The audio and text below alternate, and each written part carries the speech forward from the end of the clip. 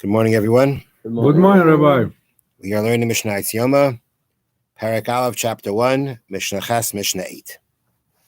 B'chol Yom, every day, meaning every day throughout the year, Tarmin es HaMizbeach, we separate the ash from the altar, the Kriyas HaGever, which means when the rooster crows, Aysamachlai, are close to that.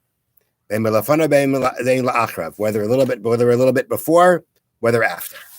Okay, so we're talking about here the very first thing that's done for the new day, even though the day may have not yet arrived. But the first thing that's done is what's called the mitzvah of Trumas Hadeshin, which means separating the ash. Every day there was a mitzvah to go up to the altar, to scoop up some ash, to take it down from the altar, and to put it on the eastern side of the mizbeach of the altar. And what happened to that ash eventually was it was swallowed to the ground. That's what happened to it. Seems to be a miracle. But that's what it was, swallowed to the ground. So that was a mitzvah done every day. When was it done typically every day? It was done at when the rooster crows. Okay? When does the rooster crow? So the rooster crows either slightly before dawn, slightly afterwards. And the Mishnah says that near that, either whether a little bit before, a little bit after, that is when this mitzvah was done. So it was actually done, around daybreak. Could have been a little bit before, could have been a little bit after, but it's basically done around daybreak, as it says, when the rooster crows, or near that time, whether before, whether after. Okay, so every day that's when this mitzvah was done. But Yom Kippurim, on Yom Kippur, when was it done? Mechatzos, from midnight. That's a lot earlier, right? Midnight is a lot earlier than when the rooster crows. On Yom Kippur, on the night of Yom Kippur, which was the night that the Kohen Gadol was up a whole night, and he had to do now the entire service of the day, including separating the ash, he would do that starting from midnight, much earlier than usual. Why is that? So they bring down an explanation here in the notes. Since the Kohen Gadol had to perform all the avodas, all the sacrificial services of Yom Kippur himself, after being up a whole night and fasting all day, the sages wished to make his schedule as easy as possible to conserve his strength. So he could go ahead and do the separation of the ash as, already starting from midnight. And after that, be able to basically, take a rest. Right. So that he had time to rest before beginning the daytime service. Right. So he did the Trumas Hadesh, separating the ash early.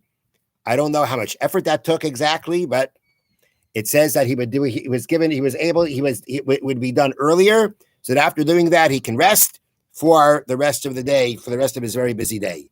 Now, what did he do in between that time of separating the ash and then beginning the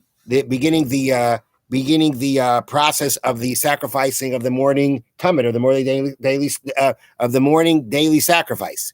What happened in between that time? There's a lot of time from midnight till then. So what did he do then? Watch TV. No, but rather what he did was, as we said before, we kept him busy, right? He was either lecturing or being lectured to or being sung to, whatever all the things we spoke about in previous Mishnah. That's what they did before he did the mitzvah of separating the ash and after he did it. Would they have to change now, clothes? Get dirty. Maybe. Uberegalim mashmei harishayna. On the regalim, on Pesach, the Sholosh regalim, the three festivals that every Jew is obligated to make an appearance in the Beis Hamikdash and bring sacrifices, which is Pesach, Shavuos, and Sukkot. When was the separation of the ash done? Me'ashmei harishayna, from after the first watch. The Gemara in Bracha says that the night is divided into 3 watches, 4 hours each. So after the first 4 hours of the night, that is when he could do the separating of the ash. Now, the reason for this is because during the regalim, there was a lot that had to be done before the first sacrifice of the day was brought. You had to go ahead, yes, and do the mitzvah of Trumas Hadeshin, like every day you scoop up some ash and you take it down from the altar. But because it was Yontif and there were lots of sacrifices being brought, there was lots of ash on the altar.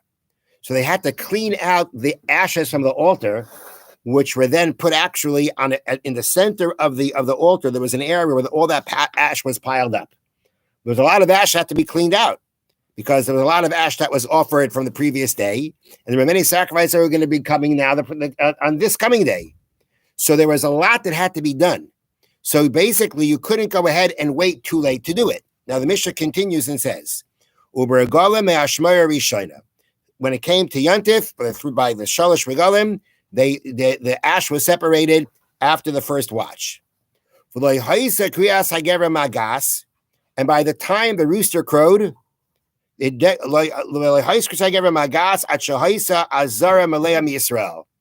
the time the rooster crowed, the Azara, the courtyard, was full of Jews. It was full of Jews waiting to bring their sacrifices, meaning the line formed very early because of the fact that there were so many people wanting to bring sacrifices. They couldn't bring their sacrifices until the carbon tamid shal shachar, until the morning daily sacrifice was brought. And everybody was already there waiting. So after that sacrifice was brought, their kabbalas could be brought. So being that there were so many people waiting for the sacrifices to begin, waiting to bring their sacrifices, by the time the rooster even crowed, the place was full. So you couldn't wait for that time, for that typical time like you do all year round, to separate the ash, because you have to separate the ash for the mitzvah, the daily mitzvah, separating the ash, and to clean out the altar from all the ash that was accumulated from the day before. There was a lot of stuff there was a lot of work that had to be done. It couldn't wait to the typical time when the rooster crowed, and therefore it already began after the first watch. That's when that process, that the cleaning out of the ash from the altar began. It started with the mitzvah separating the ash. Then they cleaned out all the ash from the altar for the next day's sacrifices. And then by the time it came time to go ahead and do the actual begin the service of the morning sacrifice, everything was ready to be and been done. But it couldn't have waited to the regular time because of the fact that by the regular time there were so many people waiting for the sacrifice to be brought. There wasn't going to be enough time to be able to do everything, to separate the ash and clean out all the ashes. So more time was given for separating the ash, which is daily mitzvah. Then there was plenty of time to clean out all the ash so that by the time that the first sacrifice was brought, they can now start bringing all the sacrifices what people were waiting to bring. Have a wonderful day. Thank you, Rabbi.